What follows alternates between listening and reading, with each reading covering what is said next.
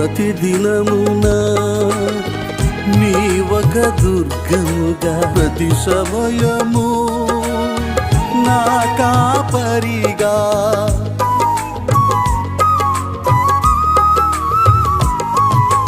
ప్రతిదినమున నీ ఒక దుర్గముగా ప్రతి సమయము నా కాపరిగా ప్రతి గడియలో ఆలోచనకర్తగా ప్రతి క్షణమున